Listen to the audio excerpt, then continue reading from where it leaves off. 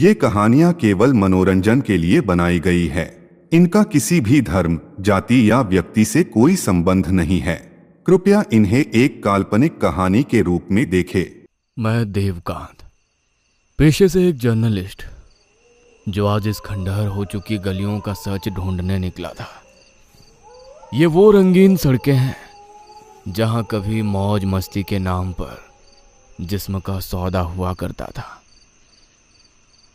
एक वक्त था जब यहां बड़ी बड़ी हस्तियों की महफिलें जमा हुआ करती थी, लेकिन आज यहां सिर्फ सन्नाटा है।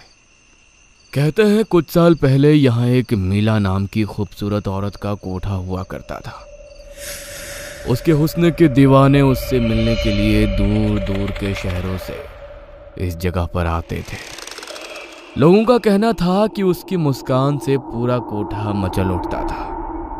लेकिन फिर एक रात, ना जाने इस जगह को किसकी नजर लग गई, पूरी बस्ती आग में झुलसकर राख हो गई।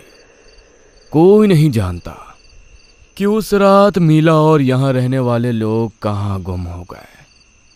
मेरी तलाश जारी थी और तभी मुझे अपने सामने वही 2 मंजिला इमारत दिखाई दी जो कभी एक मशहूर कोठा हुआ करता था। मैंने बिना देरी किए अपनी टॉर्च जलाई और हिम्मत करके उस इमारत में घुस गया। अंदर का माहौल कुछ ऐसा था जैसे वक्त कहीं कहीं थम सा गया हो। चारों तरफ मकड़ी के जाले और फर्श पर टूटी फूटी चीज बिखरी पड़ी थी, जिसमें कुछ संगीत कलाकारों की किताबें, ढोलक और एक पुराना हारमोनियम दिखाई दे रहा था। मैं धीरे धीरे सीढ़ियों से ऊपर की तरफ बढ़ने लगा।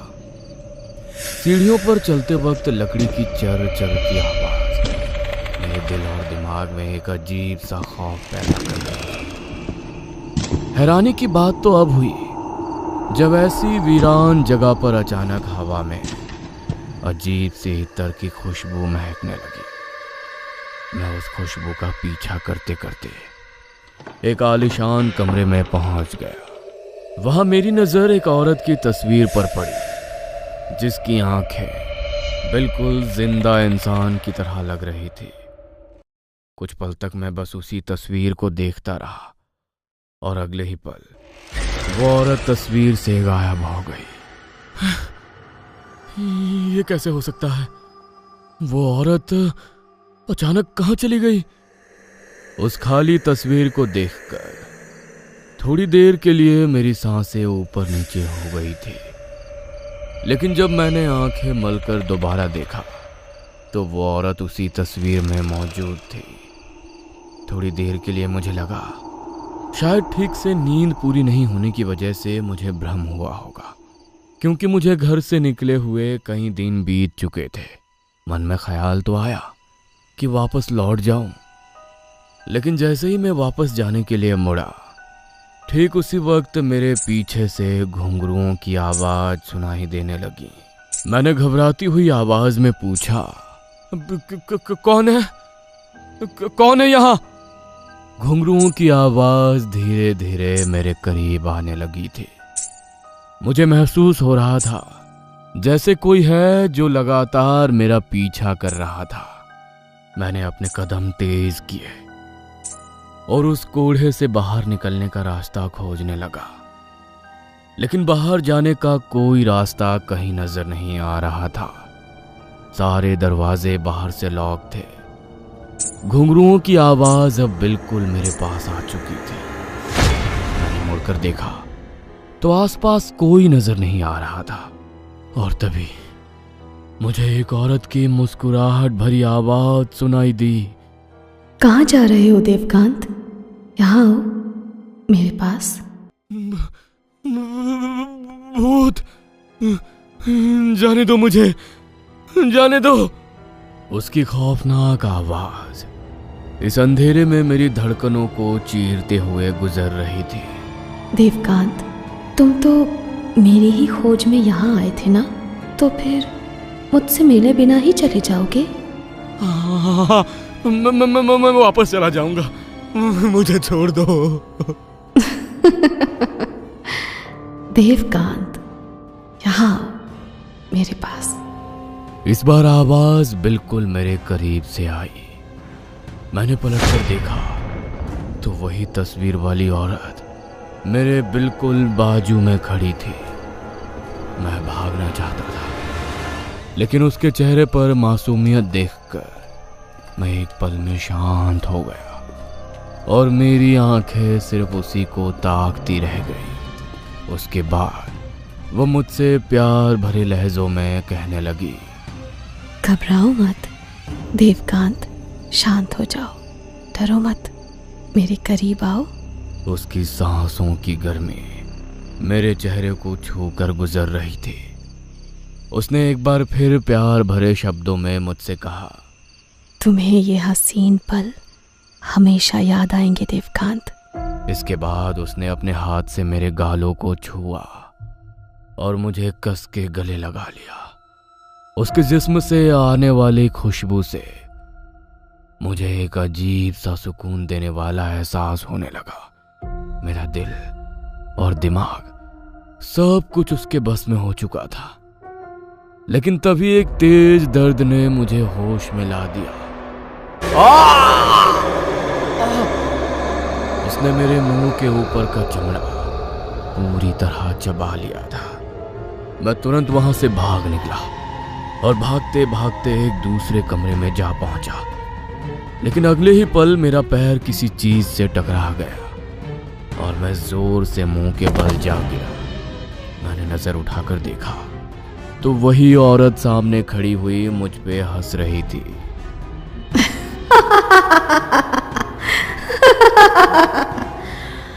लेकिन अब उसका मासूम चेहरा जला हुआ और बदसूरत दिखाई दे रहा था। मैंने कांपती हुई आवाज में उससे कहा, कौन हो तुम और मुझसे क्या चाहती हो? मैं वो बला हूँ जिसे लोग कभी मीला कहकर पुकारा करते थे, पर अब मैं एक मौत हूँ।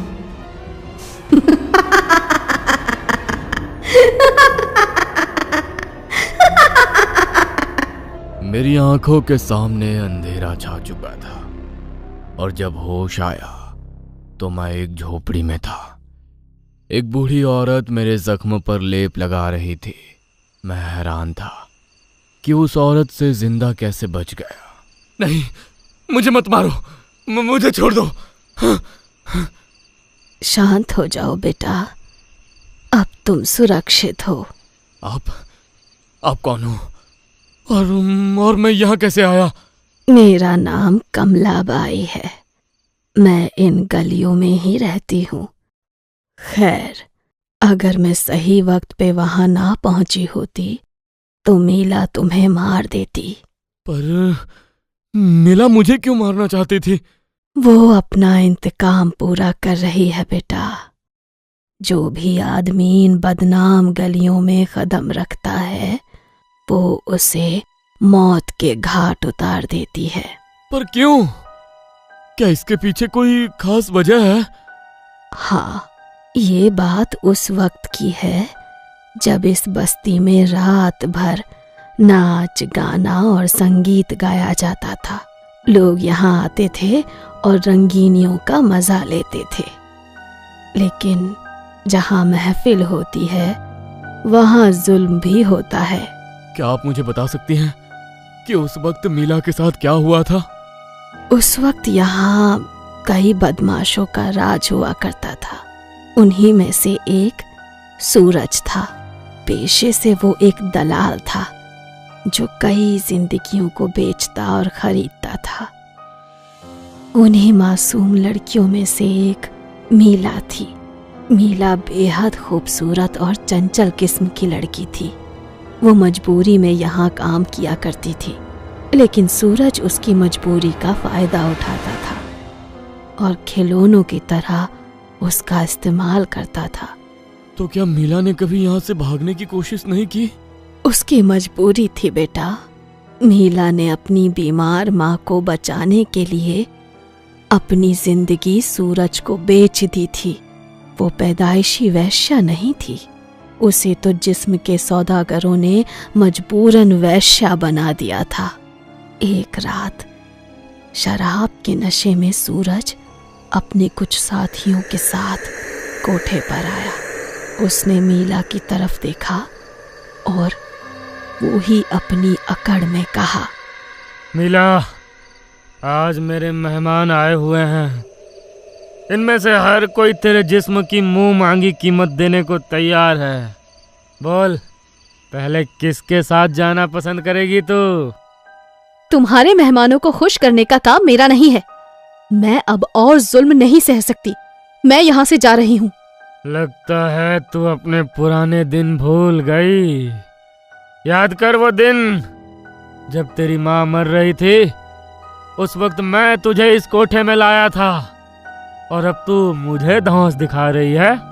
तूने सिर्फ अपने फायदे के लिए मेरी मदद की थी सूरज, पर अब मैं तेरे कहने पर अपनी इज्जत नीलाम नहीं करूंगी। मिला, अगर तूने मेरी बात नहीं मानी तो अंजाम बहुत बुरा होगा। नहीं सूरज, मैं नहीं करूंगी। मैं इस जिल्लत भरी जिंदगी से छुटकारा चाहती हूँ। मुझे जाने दे मुझे। अच्छा, तू छुटकारा चाहती है ना? तो मैं तुझे ऐसा छुटकारा दूंगा जिससे कि यहाँ काम करने वाली हर औरत याद रखेगी।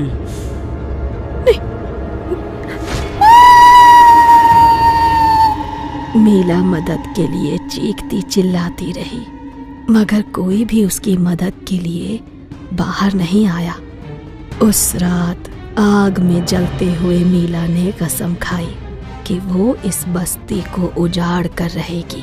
सूरज ने उसके जिस्म को तो मिटा दिया था, लेकिन वो उसकी आत्मा को नहीं मिटा सका।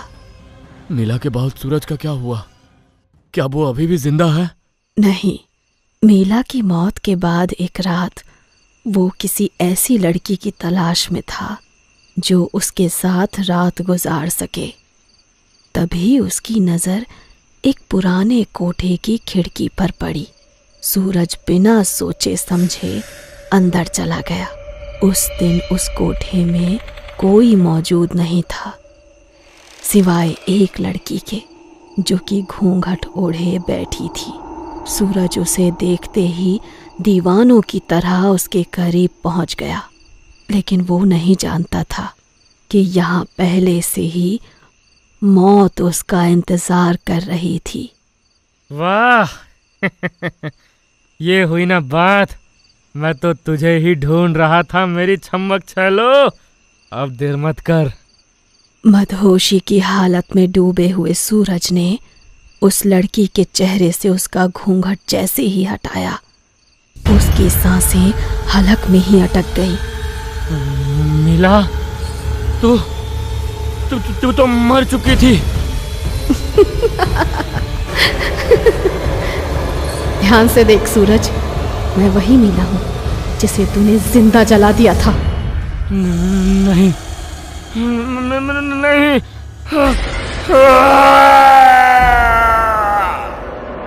सूरज किड़किड़ाता रहा, लेकिन मीला ने अपने तेज नाखूनों से सूरज का सीना चीर दिया। उसने सूरज को तो मार दिया, लेकिन उसका गुस्सा अब भी शांत नहीं हुआ। इसीलिए वो यहाँ आने वाले हर मर्द को मार देती है। क्या उसे रोका नहीं जा सकता?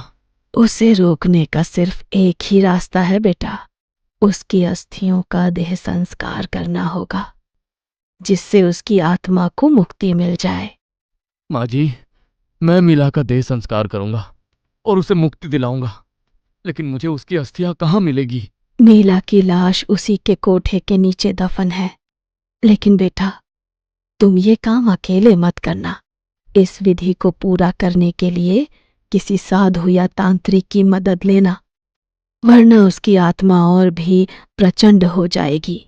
ठीक है माँ जी, मैं ध्यान रखूंगा। मैंने उस बूढ़ी औरत को दिलासा दिया और उस रात वहां से चला गया। अगली रात मैं एक सिद्ध साधु बाबा के पास पहुंचा, जहां उन्होंने मुझसे कहा, अगर मीला की आत्मा को मुक्ति देनी है तो उस जगह पर जाकर उसका अंतिम संस्कार करना होगा जहां उसका जिस्म दफन है। इसके बाद मैं उन्हें लेकर उसी कोठे पर गया। बाबा, यही वो जगह है जहां उसकी लाश दफन है। ठीक है, हमें जल्दी यहां से मिट्टी बाहर निकालनी होगी और जैसे ही कंकाल दिख जाए तुम बाहर आ जाना। बाबा की बात मानकर मैंने खोदना शुरू किया और जल्दी ही मुझे मीला का कंकाल मिल गया। अब तुम बाहर आ जाओ और इस कंकाल पर खूब सारा तेल उड़ेल दो। इसके बाद आग लगा देना। ध्यान रहे, जब मैं मंत्र उच्चारण करूं तो तू पीछे मुड़कर मत देखना। मैं डर के बावजूद आगे बढ़ा और मैंने मशाल से उस लाश को आग लगा दी। जैसे ही कंकाल ने आग पकड़ी, बाबा ने मंत्रों का उच्चारण शुरू कर दिया। उस वक्त मैंने महसूस किया जैसे हवा में कोई जोर जोर से उड़ रहा हो। अचानक मेरे सामने वही औरत आकर खड़ी हो और गुस्से में बाबा पर लेकिन जैसे ही करीब आई, साधु बाबा के मंत्रों ने उसे पीछे धकेल दिया, जिसके बाद एक चीख के साथ आग के शोले मीला के शरीर को छूते हुए आसमान की तरह उड़ने लगे और देखते ही देखते मीला धुआं बनकर हवा में गायब हो गई। अब उसकी आत्मा को शांति मिल चुकी है बेटा। मीला का देह संस्कार करने के बाद मैं उस बूढ़ी औरत से मिलना चाहता था, मगर जब मैं उसकी झोपड़ी पर पहुंचा तो मुझे पता चला वो बूढ़ी औरत कोई और नहीं बल्कि मीला की ही माँ थी, जो कुछ महीने पहले ही मर चुकी थी।